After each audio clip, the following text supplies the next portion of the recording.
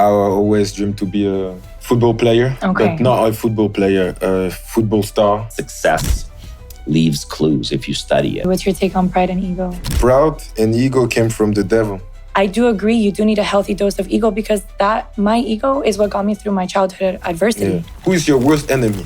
It's yourself. Yourself. So my first mentor was my dad. He was my coach and my mentor. He always pushed me to be number one, to be first. I think for me as a football player, a lot of coaches, I was really lucky that they were very strong with me and they helped me to grow. Sports are probably the best tool for character development. 100%, right? I fully agree. I allowed my kids to play, have a ball, and break the windows. Right. I allowed them to do that. That's beautiful. I prefer that than them to play on the iPad. Every time there's a new step. So I wanted to be a football player. Right. I wanted to go to academy, play the World Cup, and then I had my kids. Really? Nothing better than this. Welcome everyone to our first episode of Unveiled. I'm so excited to have you on this journey with me. I really hope you enjoyed today's episode and let's get right to it. Welcome to Unveiled. Today I'm joined by someone who brings energy, style, and good vibes wherever he goes, Paul Pogba. And alongside him, I have Dr. Thierry and his business partner, Bruno, that is also Paul's friend and my business partner. So let's dive in and have some fun. Hello, gentlemen. How are we doing today? Very good. Thank you. Good. Happy New Year. To you. New Year, 2025. Happy 2025 for sure. Okay, there's that voice. Sure. The podcast voice. For sure. Are we excited for the new year?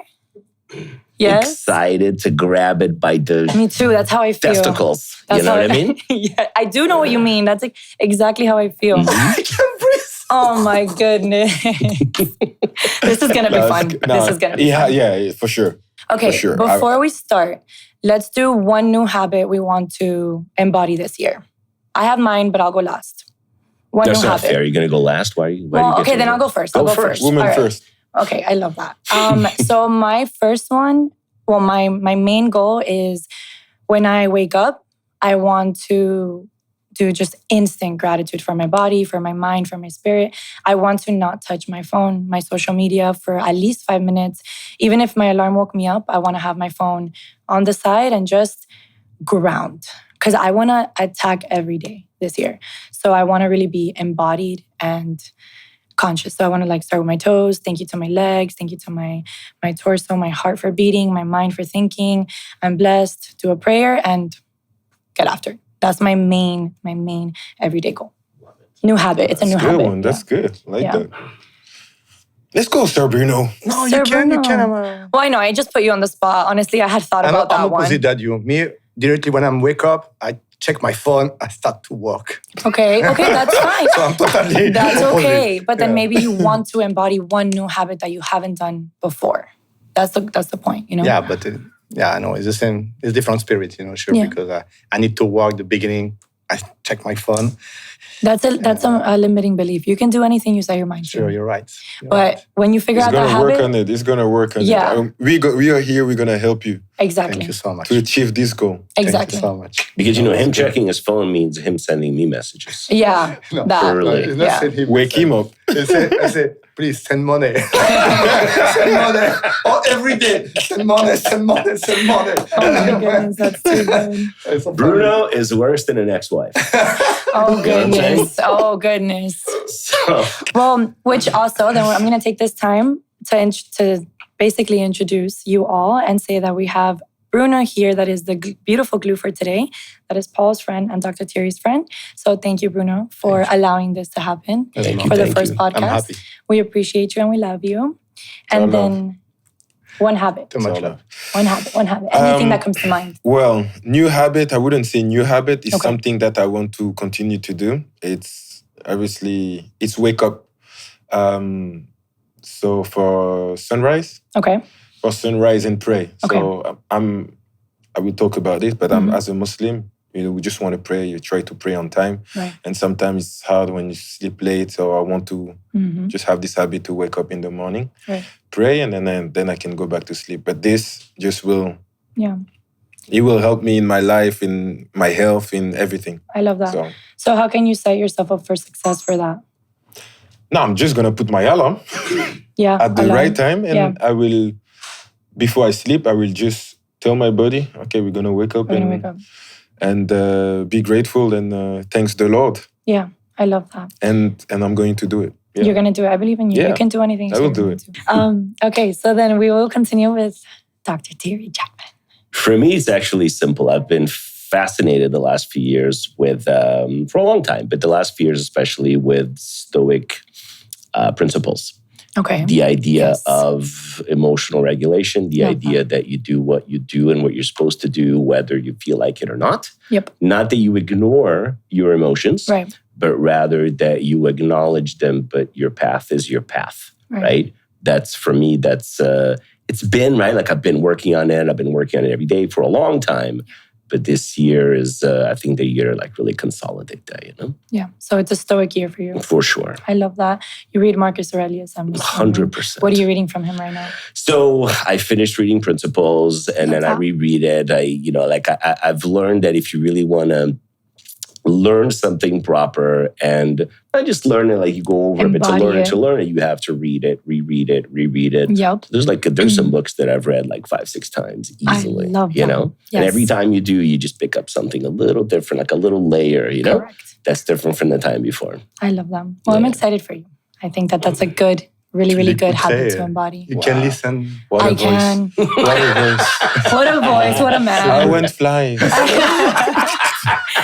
I love that. I can listen you for 5 hours. like this.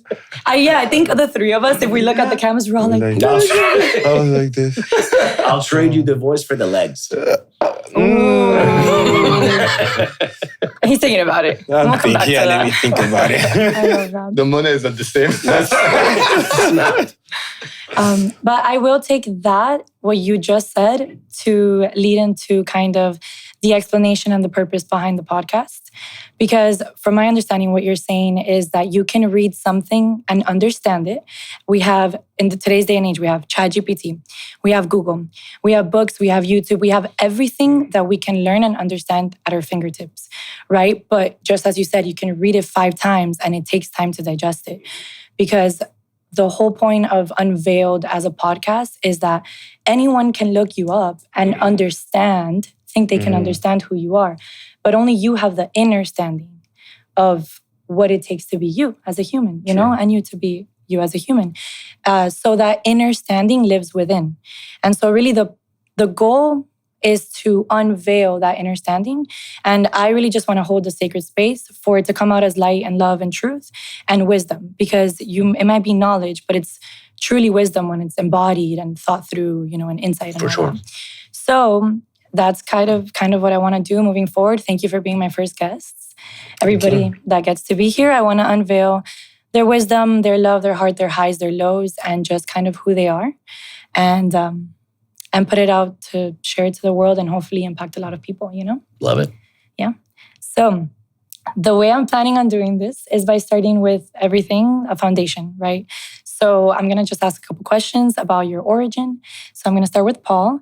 And basically what I want to know more is, if someone didn't look you up, if someone didn't know who you were today and you just met them in the street, right? And you connected on a personal or a soul level, how would you describe to them how small Paul is and who he was and his programming? What did his environment teach him? What mindsets did he learn? And how maybe that has built you into the man that you are today? So if I were to meet a little somebody and tell him who is Paul Pogba, actually Paul Labile Pogba, is someone that, son of Antoine Fassou, peace, paix à son âme, that passed away. And my mother is Yeo Moriba Mathias, that came in France when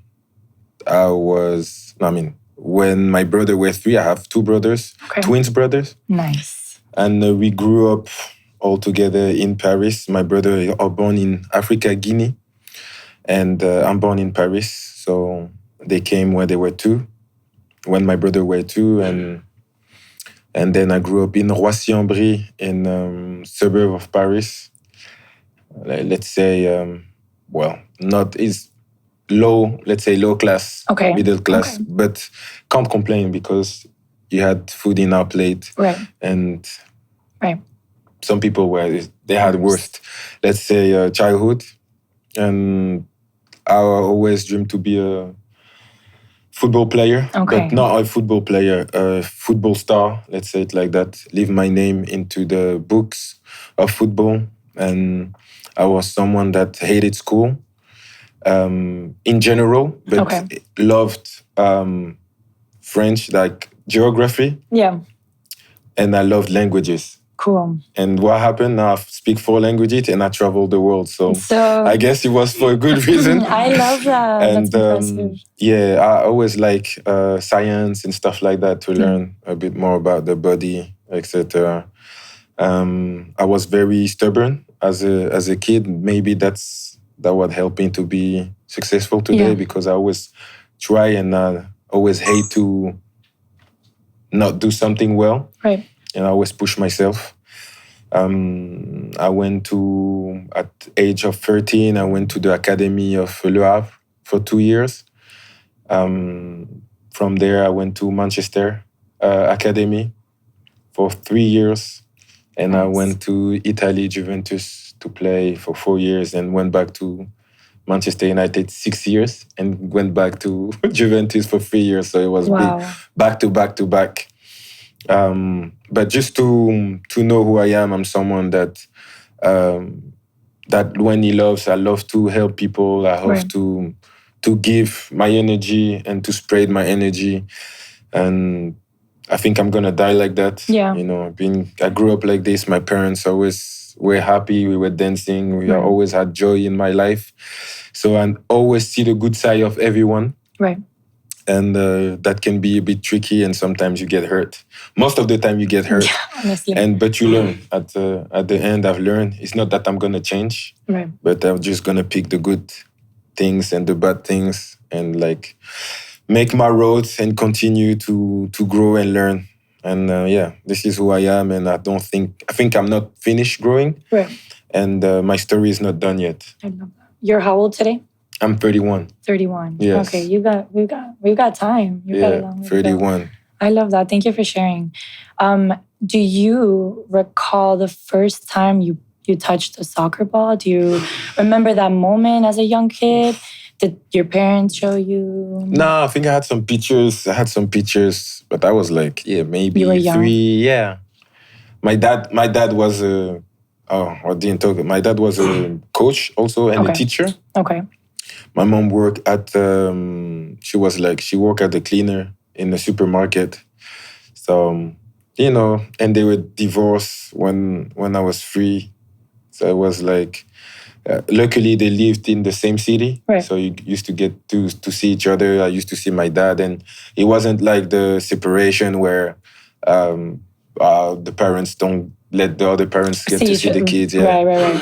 So it was good. It was good. We get to see my dad, and always to have the masculine air, like the presence. So of course, it's always good. Yeah. Otherwise, we get everything from the mommy side. You know that mommy always give us everything. It was nice, but like they did a very great job. That's awesome. I love to hear that. Did they teach you or introduce you to your faith and religion, or is that something you came across a little bit later in life?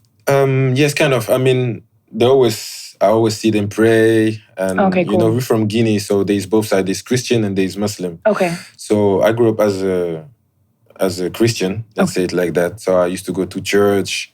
Wow. Also, I always been very spiritual, and before I sleep, I always like look upstairs and ask God to help me to be a football player, to help me to go national team, etc. And I guess things happen. Yeah. Every time that I did that, so I carry on, and I get to know who my creator was, and from that, by trying to find out who he was, and I find Islam, where it was all my purpose, why I'm here, and etc. Right. So he helped me also. He opened the door of what is life, how I created house, why, the reason why, etc.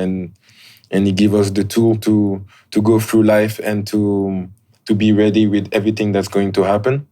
because we're all going to be sad one day, we're all going to be happy one day. So, and this is my my map, which is the Quran for me, is my map to go through my life and know where are the good roads, you know, and don't get tempted by the devil. Yeah, I know. I fully agree. I love to hear that. Thank you. Thank you for sharing that. That was really nice. That is such an important part of your journey and who you are.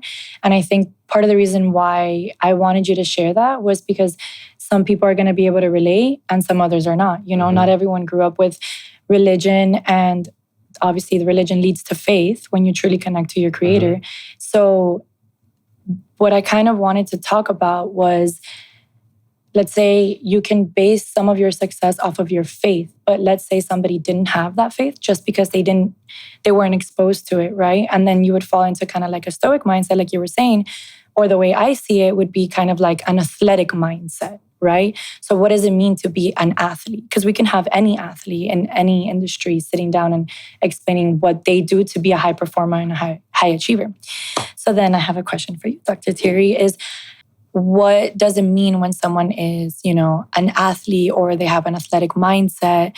And how can you correlate that to the stoicism you were talking about, you know? I think it correlates very nicely with stoicism and with spirituality and religion in general, right? So like this whole idea that success leaves clues if you study it, right? It doesn't matter the domain. It can be in sports, it can be in business, it can be whatever. There's a lot of common ground. First, you have to believe that what you want to achieve is possible. Right. It sounds silly, but there are a lot of people walking around. If you really talk to them, well, what about doing this? What about doing that? And they say, well, yeah, but not for me. Right. Not for me. Why not for you, right? Right. The second is you have to be, and that's usually the second common trait that I identify is you have to be stubborn. Stubborn in the sense of this is what I want to do, and not let the outside noise kind of cloud your brain. And then you just have to work really hard, man. Right. You just have to go, right? Some people have, you know, different talents for different things and everything else. The reality, though, is that you don't get to see your actual talent until you've worked so hard that you've peeled away all this other stuff. And then maybe you could say for that last 2%, you could say, well, yeah, there's some talent there for sure, right? But work. Tenacity. Man, all the time. Yeah. You know? I love that. So do you think that someone is most likely to have more tenacity in pursuing their goals and be able to overcome their adversity? Because we all go through adversity, you know? If the foundation of what's pushing them forward is stronger. And the reason I ask is because obviously we have a high performer with us tonight, you know? So a true, real question would be, how do you overcome all the highs and lows you've been through in the public eye and reach such massive success that maybe the other, like an average person, I guess, I don't know if no one's average, but the public eye can learn from, you know? So what I'm saying, or the question that I want to just lay out for everybody is if we have our source and our foundation as something so abundant and limitless and bigger than us, and that's our root pushing us forward from day one, is that going to give us more strength to be more tenacious towards our goals instead of something that's more mind-based and human-based and taught since we were young? And that's why I know you've worked with athletes, and I wanted to ask that question. Yeah, I would agree with that 100%. I think the key factor here is the strength that pulls you, right? Yes. So just how much do you have in the tank to tolerate day after day after day of the highs, like you said, the lows, and then really, you know, and I know Paul is going to attest to that in a second, a lot of it, when it comes to high performance, comes to just tolerating some degree of monotony, right? Mm-hmm. So the data are very clear on this, right? If you look at high level athletes overall, the ones that tend to do better and who tend to last a lot longer and who tend to develop faster even as juniors, and you see that across a bunch of sports, are usually the ones who have a higher capacity to tolerate training. The ones who sort of want to do more when they're younger, those are the ones that will develop more, right? Interesting. Like everybody talks about, you know, it's been all over the media the last few years, especially, but you talk about, the Kobe Bryant mindset, yeah, right? the Mamba mentality. And Yeah, or he the was David very Goggins. clear, right? The David Goggins, right? Yeah. So Kobe said very easily, he said, he was a teenager and he literally sat down and did some math. He said, okay, well, most of the guys my age are training maybe once a day. He said the ones that are really performing well, maybe are training twice a day. So what did he say? He said, well, I'm going to wake up at 4 a.m. I'm going to train for 2 hours while they're sleeping. Go home, I'm going to train one more time for another couple hours. Right. Afternoon, I'm going to go and train for another couple hours. By the time a month, a year, 2 years, 5 years have gone, how much more training have you done than the competition? Then you create separation. That separation 5 years in for juniors, you never catch that back up. Right. Like you have it or you don't have it. You either have it or you don't. Do you resonate with what he's saying? Yeah, definitely. And how would you share that to kids that would be listening to you right now? Yeah, I would say, I wouldn't say exactly the same. Okay. I would just say, like, I remember when I was a kid, I used to go and buy some bread with my ball. So I used to go and buy bread and I had a ball. So I always, it's not a training, but I always were with the ball. So I was doing tricks and I was playing and I was touching the ball, feeling the ball, trying something. Every day you try. So it's not a training, but it is a training. Right. It's like identifying with the ball. Yeah, it's like, for me, like every day, just be with the ball, do some stuff, try some things. You call it training, call it however you want to call it. But I mean, try new things. Right.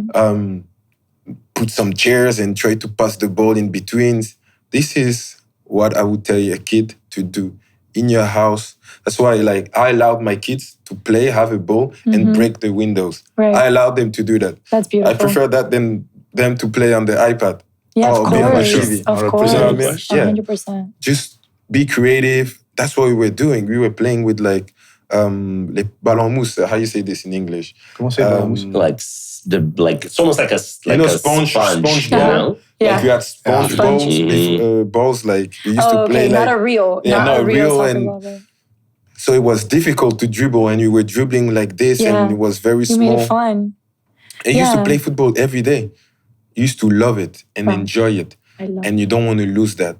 Right. You need to be, I think Kobe, the example of Kobe, he was the same person that he was as a kid. Right. Loving it, training, being with the ball. And you have to keep doing this every day, and I think you will find and after you're going to be better for sure than other people. I never think about like this, to see this vision, to say, to play all day. All day is not training, it's a pleasure. It's a pleasure. It's a pleasure. Yeah, there's a lot of passion with what you say. Exactly, it's a passion. Yeah.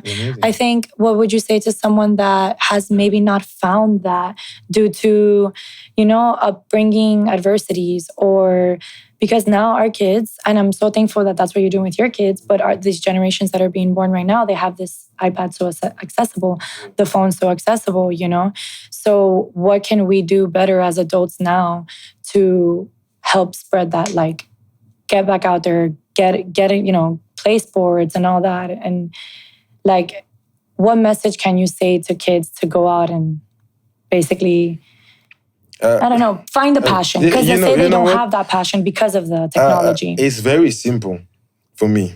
So it's really simple. You just take the iPad away. Okay. Hide the remote. Mm-hmm. Simple. And the kid you say, I'm bored. At one point, he will find something. He will play with the rock. And create. He will, because we need to play with our mind, with our brain. We need to be creative. Yeah. Before, we had nothing. There wasn't like the iPad and stuff like that. Mm-hmm. We go out, we play with papers. We put the paper and we start playing. Yep. We create our own games, and you need to have this. So I think the society want to change that for kids, and they want to put them in front of screens and be like all like robots, or do this and do that, and they lose the creativity. Right. You just have to. You don't need or watch football videos. Yeah. Watch football. You only put football videos, or you only put whatever you like. Whatever passion you have. Whatever passion you have, and you just look at it and you see and you try to reproduce it. I think. And you need to, today, there's some guys, like, they gamers. Right. What can you say to a gamer? The guy is good, he's the number one in the world, and he can change his whole life, his parents' life. I heard like one guy won 7 million on Fortnite or something like that. It's just crazy. Gaming is massive. What the parents gonna say? Don't play. You know, my son play. You know, Yeah. Take your time. Yeah. I mean, then after there's patience, but you always need to have a limit, and you need to be careful. Everything in life, everything is balanced. Balance, right? It's balanced, everything. I love that. No, thank you. You're really honestly displaying such a good duality to both stoicism and living heart-based and passion-centered. It's like really that's the key to life. It's balancing both, because I think you need the mental fortitude to be able to, pursue your goals. But then if you're not as passionate, then maybe that's not how you reach your goals. And truthfully, everything that you say now I see is so impactful to a lot of people because you have a lot of fans, So you are a living mentor and you already know what legacy you want to leave for people. And every message you share right now is so impactful to kids. So I think it's important that you understand that everything has to be balanced. So then my question to you is, do you have any, as you were growing, did you have any mentors or books or teachers that really impacted you and spoke life into you kind of the way you're probably speaking life into others right now? So my first mentor was my dad. He was my coach and my mentor. He always pushed me to be number one, to be first. Okay. And always want more. So he was the first one. Then when you grew up with someone like this, and that's my standard, always be the best. And I grew up like this. So in my head, if I'm second, I'm very mad. So I will try my best to be first, Right. So in everything, it can be sport, it can be card game, it can be anything. I just want to be number one. I hate to lose. I just hate it. So my dad, then after, I think for me as a football player, a lot of coaches, they're so I was lucky. I was really lucky that they were very strong with me and they helped me to grow. Right, they saw your potential. So nobody came and caressed me and say like, okay, yeah, you're the best. Are you so good? Like, no. If you're not good, you go on the bench. And they used to trigger me like, they knew what to do. Oh God. So they knew what to do to put like to find the best Paul Pogba, Yeah. So they used to take me out sometimes.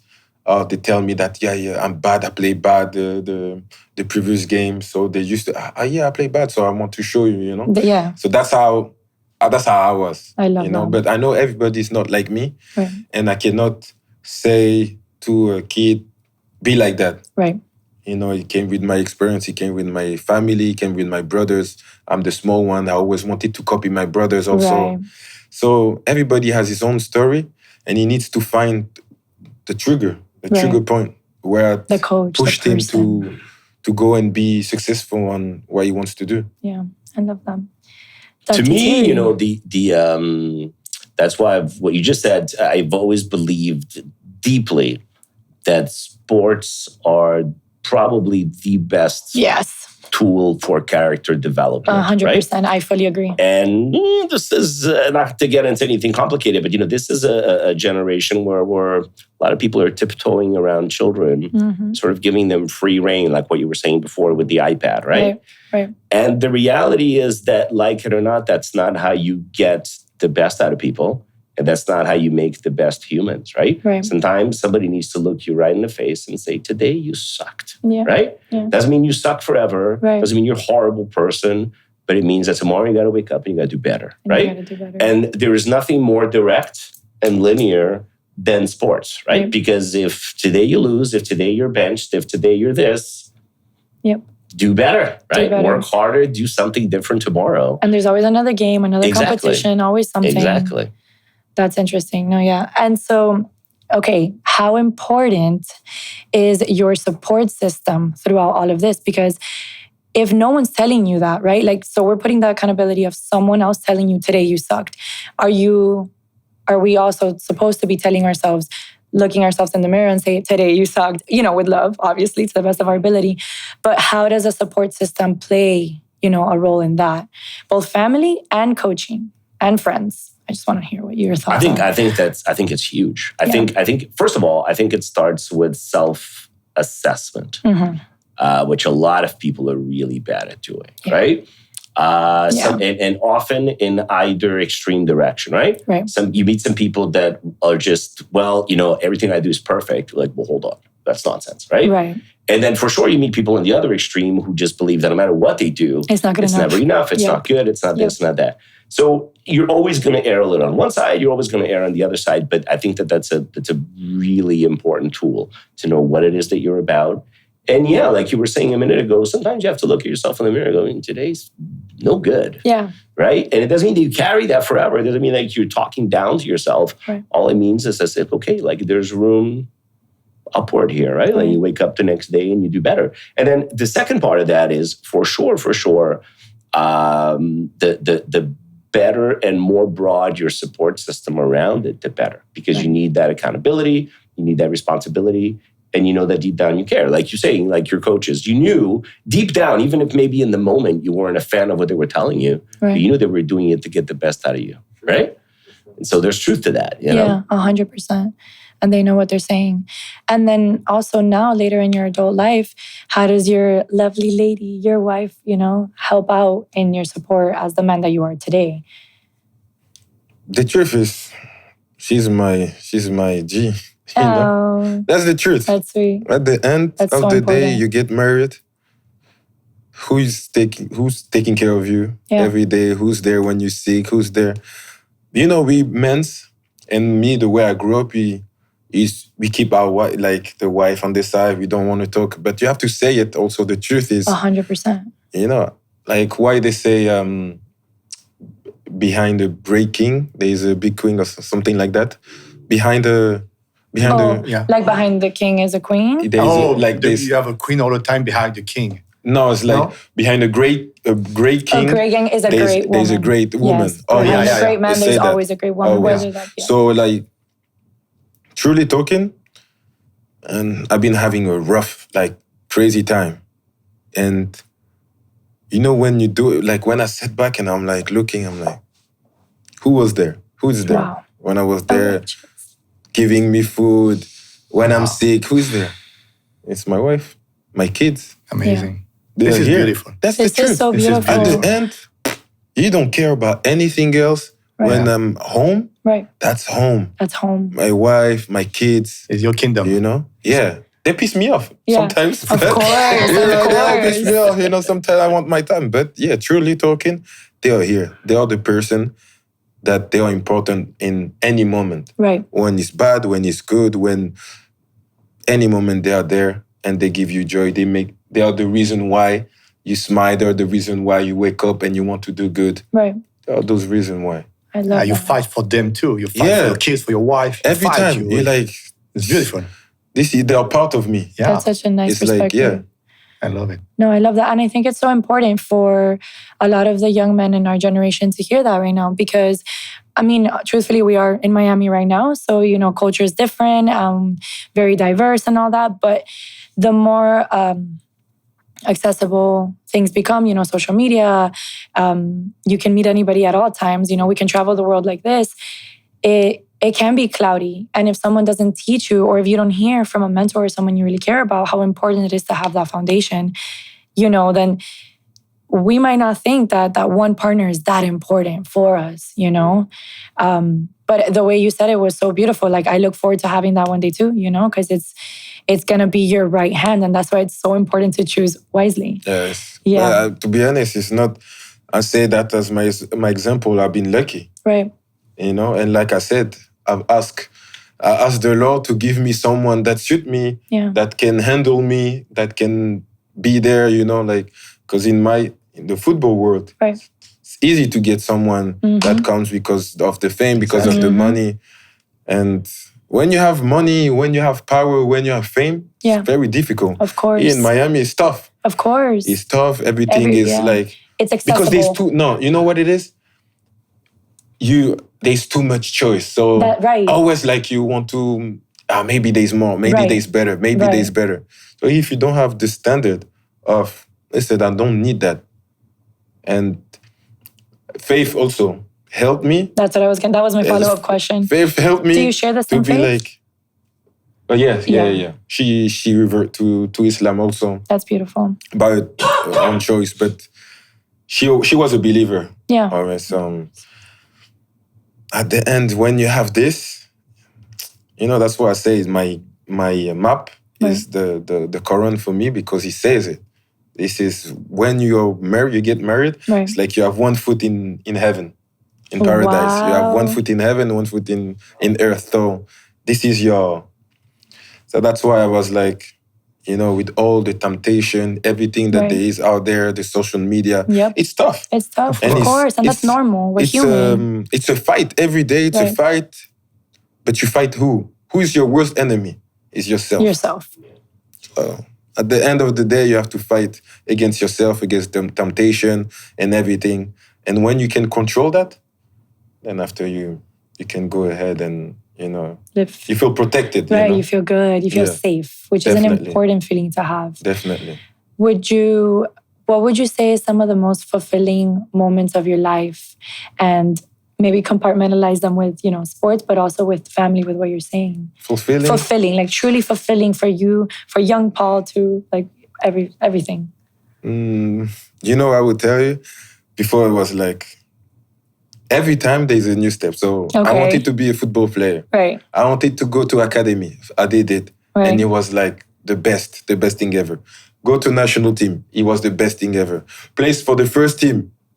Play the World Cup. Right. Every time. And then I had my kids.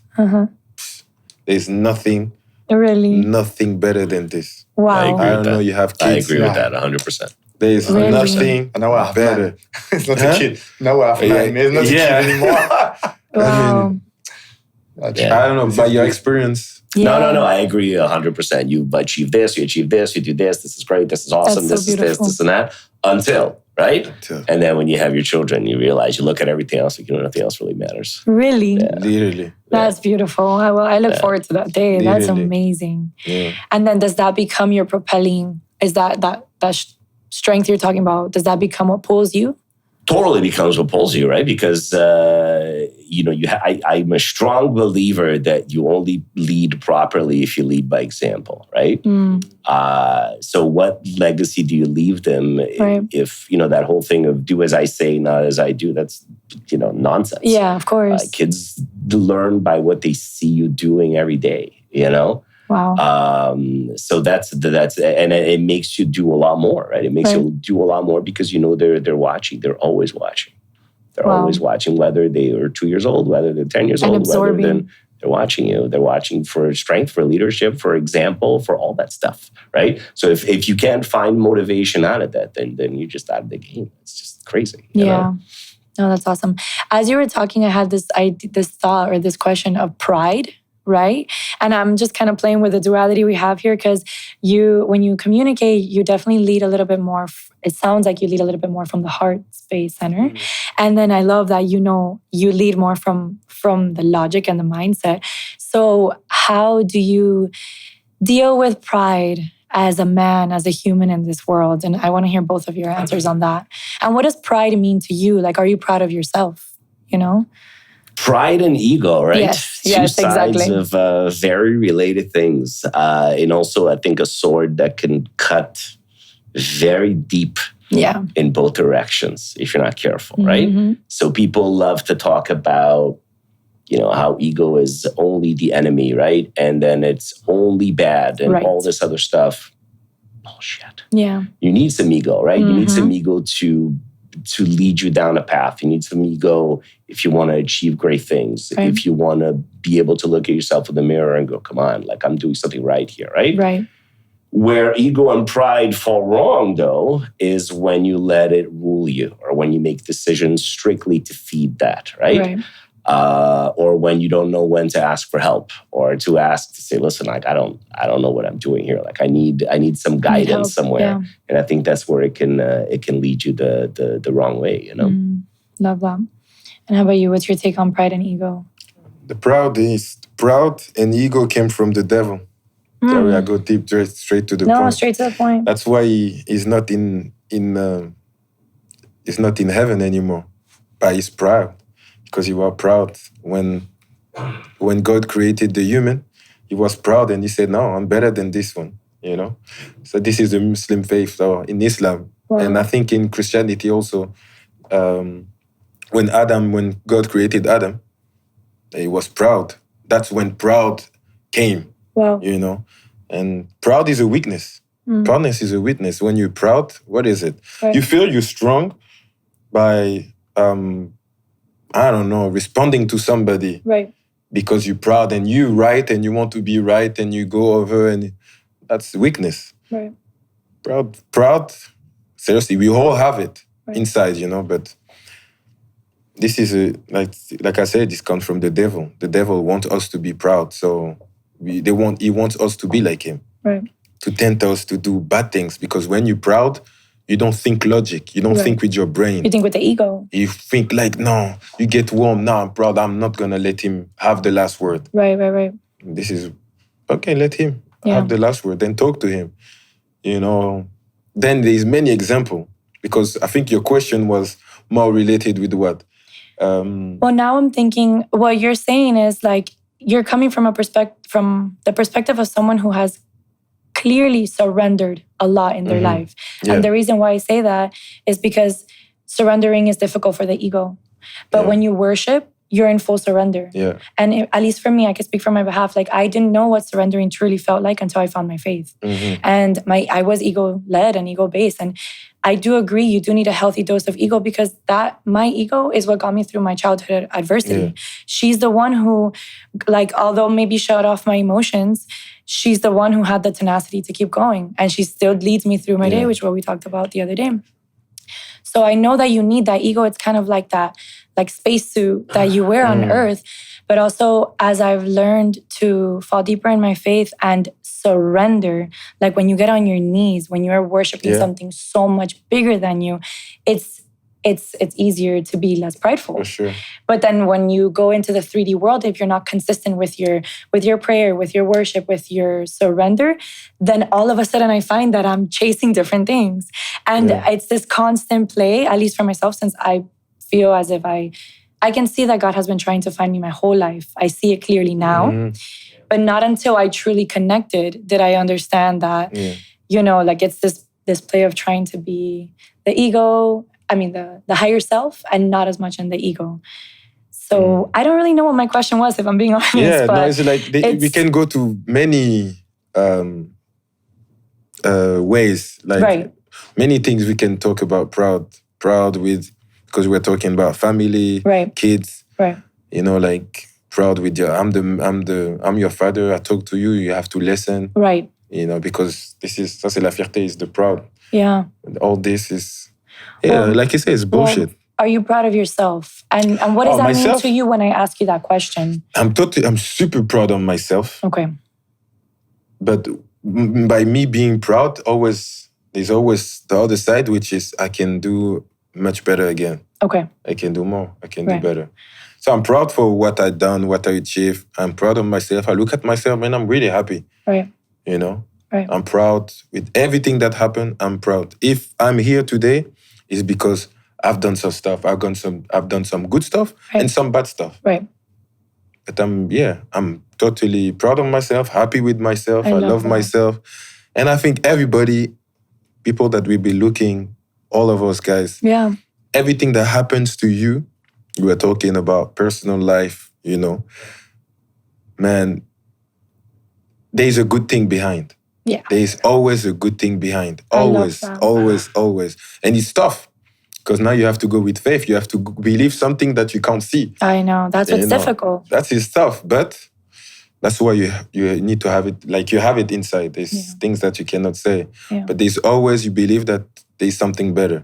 Always. I love that. Do you feel like that helps you not feel the emotion of fear?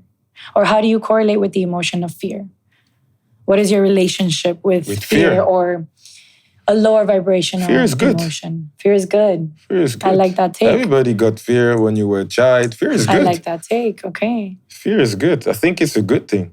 Okay. You know, you fear something, and it's like when you get in at school, you get bullied, so you fear someone until you give him a good punch. Right. You know? Then after, it's finished. Yeah. Then all this fear is gone, and it push you forward. You're like, okay, I've done this. Now my life gonna be like that. Yeah. I will be respected Fear is a good thing. It's a natural thing. It's a natural thing. It is. What was your response to that question? To fear? For sure. I couldn't agree more, right? Like this idea that you're fearless is, first of all, it's not true. Nobody is fearless. The difference is, that you might be afraid, but you still do it. Right. If you know what I mean, like the building's on fire, you don't say, "Well, I have no fear." That of course you do, but you still run in there, right? If you have to run in there. So, I love that.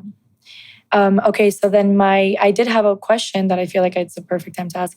How do you correlate or how do you resonate with the quote that says, with big responsibility comes with... With big... I honestly had it in the top of my head. I didn't even write it down. With big... No, it's not possible. It's with great power comes great responsibility. With great power comes great responsibility. And do you think that... How do you feel about that quote? With great power comes great responsibility. I tell my kids that almost daily. Really? Yeah. Okay. I do. Is that stoic or like a kind of a stoic mindset? I don't know if it comes from stoic principles. Okay. Although it does resonate with stoic principles for sure. I don't know what the origin of the quote is, but I've always kept it tattooed right here because that's true. The more you're given, the more you should do with it, right? Yeah. I studied medicine, right? And one of the phrases that most stuck by me, was basically, somebody told me, your gift is what God gives you, right? Okay. But until you do something with your gift and you start helping some people, right, you really haven't done anything at all. That's your gift back to God, basically, Okay. I love that. So that's your responsibility that you take on. Absolutely. Okay. Do you feel, Paul, that that's something that you took on with your foundation? Because I saw that you have a foundation, right? To help provide. Yeah, I do help a lot. I help a lot with a lot of foundation. Mm-hmm. It's not Paul Pogba Foundation, but it can be my friend one. It can be, I do wells in Africa, I do stuff, shoes with a friend of mine that is in LA, Afro Kicks. I go try to help the orphans. I try to help because this is my responsibility. Yeah. Do you feel the responsibility? I mean, it's not... On a daily basis, on a day-to-day, or... Like I said, I always go with the faith. And I know when you give, you receive. Yeah. And when you give with not the intention to receive, you receive even more. You receive even more. So I just give because I like. Right. So I just give. I like to help, and I love to see people smile. I love to, like I said before, I like to make people happy, to help people. And it fulfills my heart. Right. So it's something natural. I love to do that. That's awesome. With all the money, the fame, like you said, I can be a mentor of many kids, many people. They look up to me. Yeah, they do. And I have big risk. If I tell them to go and play video games and don't do nothing, insult their parents, they might listen to me because I'm an example for 100%. Them. So, but if I give them good example and I act good or I try to do good, and they see that, they will try to do it. It's better to go that way, try to do good, help, and then to teach them bad things, to do bad things. Of course. I always tell them to go to school. This is not because it didn't work for me, right? But for you, you should. Maybe you will become the new Elon Musk, the new Jeff. I mean, go and learn the things that you think is gonna help you in the future. Yeah. And for sure. But this quote is real. Yeah. It's real, and I saw it in the Marvels, actually. It's in the what? Iron Man. Iron Man say that to Spider-Man. What did he say? Oh, goodness. Yeah, that's what he said. With great power comes great responsibilities. Yes. I love that you remember that. Yeah. I really don't know where it originates from, but that's really cool. But you do for you too. You don't do for people. Watch what are you doing. So you do for your I do it for myself. You. This one is beautiful. I can do this stuff. One is beautiful. You can see why. Actually, it's things that I've learned not long time ago, because I always used to give, and it's always better that when you give and nobody knows. But but when you put the intention in your heart and you give, and example I post, it can help so many people to do these things. Yeah. He helped, like you see it, you say, oh, that's so nice, a nice gesture. Let me do something. Right. True too. You know? Right. So it depends how you So you have, it's all about your heart anyway. Exactly. Because what you do it for God. They record all the time, oh, look, I give that, or I give that, or I give the homeless. Yeah. You know, we don't want to judge. At the end of the day, you do whatever. It's good gesture that you help. Yeah. But God sees your heart. Exactly. It's true or not. 100%. So, this one is beautiful. Exactly. Yeah. But people like your energy too, because really when we go outside all the time, like a scooter, everybody say, oh, Paul. Yeah. Or restaurant, oh, Paul. People like you. That's awesome. No, I appreciate that. I'm natural, I'm normal. I don't know, I'm just myself. It's part of your personality. This is myself. I don't feel that I'm known. I don't feel that I'm a celebrity. Right. I treat you the same way that I treat my wife or my friend, or, I give you the same respect. Right. Yeah, that comes from unity consciousness. Yeah, that's how I grew up. So now you don't have bodyguard, you have nobody in Miami. So relax. That's awesome. Well, I mean, Bruno, you can share on what it's like to be, friends with him. And no, it's complicated. What? No. The first time I met him from Barry, Barry was here, my friend Barry. And when I meet Paul, he killed me at the basketball. So I played for many years. She played basketball too. She's good. Oh, really? Yeah, she played basketball. Yeah, you told. I'll buy you up. And okay, we went play in the arena, with Miami Heat. Okay. He killed me. This guy, he doesn't know basketball. He's a soccer player. I played for 20 years. He killed me. So so it's just I don't want to talk about. Performance These are not good memories. I love that. Oh, you know what? Last time too when he died. I remember that. Don't worry, I remember that. We play with this friend Jimmy Butler. Yeah. Okay, well, about him, my son, that. Barry, blah, blah. Many people are coming. Yeah. He said, Bruno, stay. You are the joker. What the hell? Be on the bench. Be on the bench. Wait. When we tired, you change with someone. My God. Okay, bye-bye. That's so funny. Oh, it's a shame. Do you see yourself playing any other sport? Would you play basketball? If you could go back in time. Yeah. And you maybe in a parallel reality and you played another sport, what would it be? If I play another sport, it will be basketball. It would be basketball. Yeah. Do you think Definitely. you would have been up there with the greats? I think the player I would be. Yes. I would be Iverson. Okay. And LeBron James. Both like that. I will be only a lot for the show. Right. And I will be powerful. Yeah. Yeah, like LeBron. Yeah, LeBron. Like strong guys. So I would be, just like that. Yeah. I wouldn't be a Jordan. I wouldn't like to be. I would love to win as what Jordan won. Right. And the legacy. And the mentality, I will modify that a little bit. Okay. This mentality. Whose mentality would you do you resonate with most? To be honest, we talk about Kobe mentality. Yeah. I would take a bit of Kobe. I don't know. I don't know. I cannot just push everybody down. When I want to win, I would. You want to be like come on, wake. But I will never make you feel bad. Right. And I think both of them, they've spoken about the that. Respect, yeah, of course. They're so harsh on people and they destroy the many teammates. Yeah. And I think there's another way to do that, to deal with that. Yeah, I think I've definitely heard a couple of times where it's like the mentality they go into is that right now we're teammates and when practice it's all fun and games, but in the court, it's, a more serious mentality. No, but this make them great. Yeah, no, of course. That's why I say I would modify a little bit. I would take the best part of this and take maybe the best part of myself also to put it. I think that's honestly a really powerful message because truthfully, I think you're showing how to stay unique.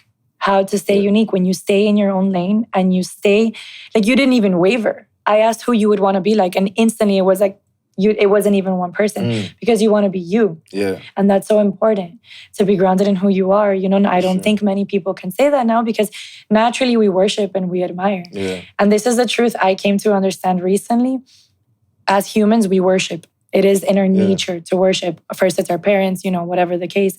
But when you worship something bigger than you, then you don't identify with a personality as much. Which is if your worship is constantly on your source and your creator, then you're not going to worship a Kobe Bryant. You're not going to worship a LeBron James. You're not going to look at them as if they're your deity. So then when compared or when talking about them, it's no big deal. They're just another human. You'd rather just be you. And that's self-acceptance, which goes back to what we were talking earlier, is just true confidence. Definitely. True confidence in the core. But the question which I had wanted to ask was, you on a one-on-one with Jimmy Butler, who would win that? Well, football, I would, yeah, for sure. I would destroy him. And he knows about it. Basketball, he will destroy me. That's for sure. Okay. That's for sure. But if it's another sport, paddle, I would take him out. Badminton, I'll take him out. I love badminton. I used to compete in badminton. Tell me another sport. Tennis, I would take him out. Boxing. Paddle. Let's do it boxing. Boxing, I'll take him out. He doesn't know how to punch. It's my guy, I love it, but doesn't know how. I would take him out in so many sports. The only maybe sport is volleyball that he's tall. And he's tall. Destroy me. How tall is he? How tall are you? I'm 6'4", and he's probably... That's very tall, him. He's 197. What is 197? 2'1"? Is he 2'1"? Like this. 2'1", 7'1". Say 6'9", 7'1" is tall. 7 maybe. 6'9", 7. I've seen him a couple times at work. He's tall. Yeah. He's tall. But he's tall, yeah. Yeah. Right. Yeah. I love that, bro. No, that's for sure. And that's what makes someone a high achiever, that mindset. It's that mentality. I would destroy. He knows it. Yeah. And I tell him in his face. And he's like that also. Yeah. He's a bad loser. We play like Perudo, the game that I talked to you about. That's awesome. He always have excuses and he always wants to win. And he's a true leader. Yeah. He's an alpha. Yeah. We call this as alpha. Yeah. It's a very masculine energy. It's like you, the same. Rob, you don't want to lose. I play with Jimmy in the same team. We play like football, tennis. I'm shouting at him. You don't care. No, I'm shouting at him, like, do this, don't worry. Like, do this, and we're gonna win like that. I didn't destroy him. And I play with his friend. We play against him. That's so funny. And I was just talking like, trash talk. I'm a trash talker also. But when he's my friend, I'm a trash talker. Even more. So I get in his head and he's not focused anymore. So I was like, oh, the game is already wrapped. You finished, guy. You look tired. Look, you can't even lift your legs and stuff like that. I just turned there, And I was like playing with someone that is really not too good. Yeah. We end up winning. Because I was telling him, I said, listen, we're going to win this game. Believe me. It's a mind. We will win the game. The cup, the trophy is home already. It's home already. Don't worry. They have pressure. Not us. They have pressure. That's we end up winning. I promise you, all in the head. Yeah. Wow. That's why it's so important. The mindset. I know, but it's crazy. When he plays, we play basketball against Barry and your son. We play many times, and all the time he push, He push, do that. Hey, man, relax. Do that. Oh my God. Let's go. He push all the time. Is that the mind can be your greatest asset and your best teammate or your worst? Yeah. But it's good because he push you. 100%. I'm like you. I don't want to lose. I hate that. So I can't. And I think it's worse than me. Sometimes you all need someone to push you. Exactly. Everybody. Yeah. No, I agree. That's why it's so important, the support system, the team, and also the friendships. It's something that we learn along the way. You had mentioned earlier that you have at times struggled with knowing, with friends, like who's really there for you, who's not, and how do you discern that, especially with someone that has so much fame and status? What do you normally do, truthfully, though? That's a good question. How do you feel when someone truly wants to be, Paul's friend? You don't know. You go, you get betrayed, and then you find out. But if not, you just full faith, full trust? Otherwise then, it's my friends because my intention are always the same. Right. I always see the person the way he is because I grew up and I see him like that. But just the look of the other people change. Yeah. Unfortunately, and sometimes, it's true. I've learned something and it's this crazy. Jealousy always come later. It's a sickness that comes later, that comes out later. You can have someone, you grew up with him, you eat the same food, you sleep together. He's not jealous of you. And then after a point, he just gets jealous. Right. He wasn't jealous, but it's a sickness. Jealousy is a sickness. It is. I've heard that jealousy is love and hate at the same time. And with what you're saying, it would make sense. It could be love first, but when that lower vibrational hate starts adding onto it, then it becomes jealousy, Yeah. But hopefully, like you said, if your intentions stay the same, then you just hope for the best and you pray for the best. But it's good to get, like, for my situation, I'm happy that it happened. Of course, because it wasn't in alignment with you anymore. I could see God put it in this, I wouldn't say the worst way, but in a way that, listen, I cannot miss this out. Right. He put it right in front of my eye, and the way he showed me, like, now I know who the people are. And I was with those people. I mean, we slept together. Right. His mother, like, the mothers, like, the family, it was my family. Everything, yeah. And I mean, like, that's how you get wise. Yeah, you get wise. The wiser people are the one that got betrayed, that has the most experience. Absolutely. Absolutely. Right? Yeah. So I feel like, how can you correlate? I mean, so you can learn that, right? But then also there's books that people write, like autobiographies, and they try to tell you these things. But really, you can't understand it fully until you experience it, And that's why I think I keep thinking about what you're saying. Like, you read that book 5 times to truly learn and embody without having to go through some of that pain, But I did want to take a moment to, like, in that energy that we were on, to take advantage of the fact that we are, like, recording and leave a message for ourselves, since we're all here now, and say some sort of, like, manifestation. I don't know, I just had the thought come in, so I figured I'd go with it. For this year, for yourself, for the end of the year of 2025, and just kind of, like, affirm and speak into existence what it was, because you had said the trophy's already in the house. The trophy home. Yeah. So what can we set ourselves up for? I mean, I can go first if you want. I'll be quick to kind of give you guys an idea, but I like activities. So this is what I want to do. Go ahead. You feel very spiritual. I'm very spiritual. Look, she put the crystal here.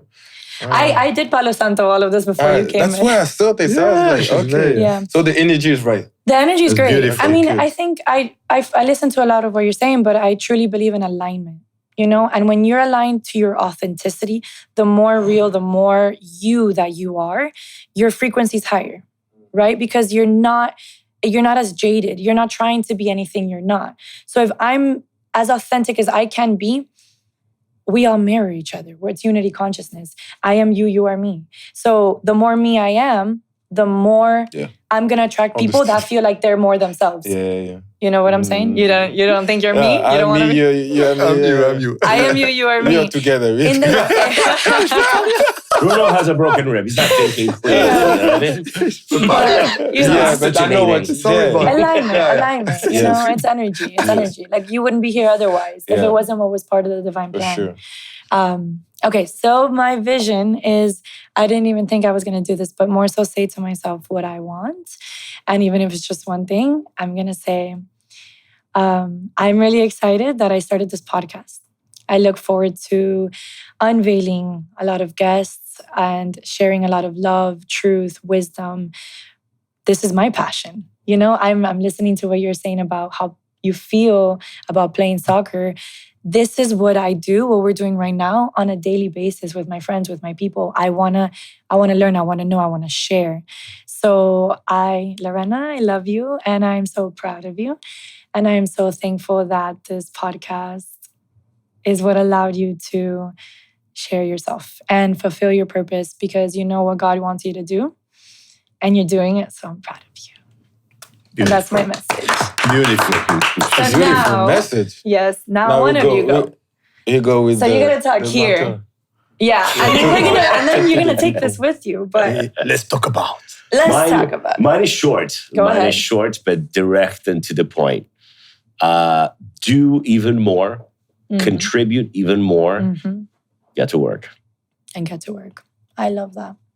Okay, I'm excited to see what you do. Steve, this is technical. Yeah. He's a doctor. And you, Bruno? Me, it will be simple too. Okay. I'm not like you. Simple. I mean, I'm a simple girl. You girl. So me, this year, I want to be focused with my family, my friends, my good friends, I don't have a lot of friends, but I love my friends and my family. And I want a peace in my life for the first time, I think. Little bit. More peace. More peace, yeah. Okay. I need. That's it. Okay. Let's go, my friend. Me is going to be short. And I think it's going to be connected with everything that you said. Okay. I wish, or I want everybody including myself, to find yourself. Mm-hmm. Find yourself. When you say peace, joy, be with your friend. So find this peace that you need, that your body asks for. Yeah. And just find yourself. Be happy. Yeah, that's it. I love that. That's so beautiful. You think all your highs and your lows for all of us, you know? Like, I am thankful for all my highs and all my lows because they've built us to who we are today. So yeah, I think this is a really good way to end it. It's going to be more a question, but also advice at the same time. I want to start with you, Doctor. It's, how would you say you can recommend someone, but also at the same time, how do you balance mind, body, spirit harmoniously within your life, but also to share for others? I think the first thing is you accept the fact that at any given moment, you're always tilting on one side or the other, right? Okay. So the idea of balancing everything, I think a lot of people get wrong. And they think that they drive themselves crazy sometimes thinking that, well, look, everything's got to be perfectly balanced all the time. It doesn't work like that, right? Okay. You're going to have moments where this is taking more of your time. You're going to have moments where spirituality takes more of your energy. You're going to have moments where work takes more of your energy. But overall, you have to strive to love all of that you're doing, right? Okay. So that there's balance that way, right? Like if you like what you're doing here, if you like who you are over here, if you like who you have around you here, you kind of combine all of that stuff, right? To say, okay, well then maybe at one moment it feels a little, a little off in the sense of, maybe it's tilted here or there, as I said, but overall you strive for balance. Balance in the sense that you give everything that you have to give to everything that you're doing. To everything that you're doing. I love that. Do you recommend journaling as a good insight to be able to, like, how do you self-audit the different compartments of your life? Because if you don't stop to reflect your friendships, your finances, your passions, your career, then how do you know, if you're truly balanced? And what do you recommend someone can do to get there? Journaling is useful for a lot of people. It's not really a thing for me personally. I'm too hyperactive to sit down and just, and just write. Yeah. Plus, my writing is, quality. Doctor's Even if I wrote it, I wouldn't be able to read it. Handwriting. Nobody understands They say it's the myth, but it's the truth, right? But I think what's been lost a lot in all the noise that we have around us is just to be alone with your thoughts a little bit. Okay. Right? I try to do that every day, even if I'm dead tired before I go to bed. I try to spend half an hour, 45 minutes just alone with my thoughts. Mm-hmm. And you just kind of say, okay, like, let me just, defrag my software a little bit. Debrief and then everything. assess, right? Yeah. Until you do that, you're just kind of existing and chasing the next carrot, right? But you have to take a moment. You have to take a moment and just audit that, right? I don't know who was that said it. I heard this quote a few years ago that said, we're drowning in information, but we're starving for wisdom, right? Yes. So you have to take a moment. You have the moment to assess, to say, okay, well, how was this day, this week, this month? What can I do better? What can I do differently? And then just constantly you have to audit yourself. Okay. So make the space, make the time. Make the space in your brain to assess yourself, I love that. Thank you. Thank you. And for you. So the question was basically, how do you do it? But also, how do you recommend someone can kind of keep in check the mind, body, spirit, triangle of balance and harmony? From my experience, it's very simple and it's scientifically proven, is to connect with praying. Pray. I mean, as a Muslim, we pray 5 times a day. And you always have to connect with yourself and with your creator 5 times a day and different times during the day. Like I said, early morning. Right. You're going to do it. So being always consider, every time you have to think, okay, even today now, there's the podcast and it's time to pray. I will go. I remember, okay, I have to remember my creator and go and pray and connect with myself, connect with the higher power. The higher power. Yeah. That's what helps me. Yeah. To not fall apart, to be always focused, and to keep believing that something good will come. That's my personal. And the advice, that's personal. The advice, again, what I would say is it will go back to what I say. Just find yourself. Right. Just do something that makes your body feels better. Right. Makes your mind feels better. It can be go play paddle every weekend. Go have a barbecue with your friend. Read books. Right. I love swim, I don't know, but live, just go, live, connect, be present, connect with yourself. Right. Exactly. Connect with yourself. Right, which make the time to connect with yourself. It all comes together. With yourself, exactly. So staying a little bit, because the person who doesn't have in the top of their mind to, I have to pray 5 times, is not maybe making the time, So then your message is the same. Make the time. Yeah. Make the time. Make the time and connect. Yeah. And Bruno, do you want to share anything? Me is simple. I take the time the morning. Yeah, because you fight. Yeah, I go on my balcony and I watch the water, take a sun, think about. Beautiful life, huh? Beautiful life. Open, balcony, water. Amazing. Right? That sounds amazing. That's beautiful, huh? Call my mother almost every day. Take a time with her. Love that. And that's it. I take a time.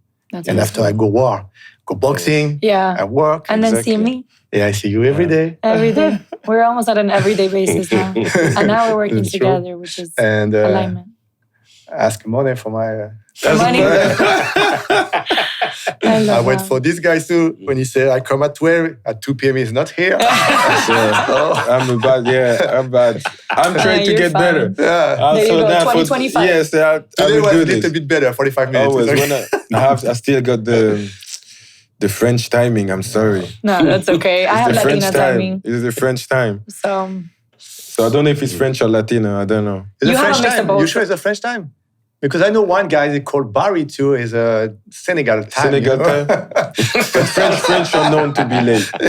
French are known to be on time. Yeah, true. I love that. Or we pass the time. But that's funny. So it's cool. That's it. Oh yeah, thank you guys. Honestly, it was an honor to meet you and spend time with you. Truthfully, I think my favorite moment was you talking about fatherhood. That's my favorite moment because that's a very special. I don't think you stop, and especially for you all to be on the same page with that. That's powerful. We can remember that that's so important. Something where you guys are taking care of something outside of you. So thank you for being here. Thank you for having me. Is there anything you want to say while we're here, or forever hold your peace? Anything else you want to share? It's gonna be YouTube. What is every platform. YouTube, subscribe. Subscribe. Thank you. For the good people. Yeah. Really good people. Yeah. Beautiful heart. Yeah. Thank you so much, beautiful my heart. friend. You made all of this happen. Beautiful heart. Thank you. Beautiful people. Beautiful connection here. Yeah, it was good. I'm happy to meet you. I'm happy to have my friend. Yeah. I'm happy to meet you now too. Beautiful girl. I'm happy to be here. This is so much bigger than this. Yeah. It always is. Now we have a good team. We have Ed, Reem, we have everybody. I'm thankful for everybody. So it is amazing. Great guys. Thank you so much. Thank you. Thank you so much. Yay. Thank you so much. Thank you all for joining us today on our very first podcast. A big thank you to our guests, Paul Pogba, Dr. Thierry Jacquemin, Bruno Gondel, and myself as the host, Lorena Garcia. Like and comment, subscribe below, and follow us on Instagram, Unveiled in Miami, for more updates. And a big thank you to our sponsors, 305 On Air, Power Boost, SMARTINVEST, BPI, and Jungle House. And a huge shout out to my team, Bruno, Ed, Amadou, Reem, and myself. Thank you so much.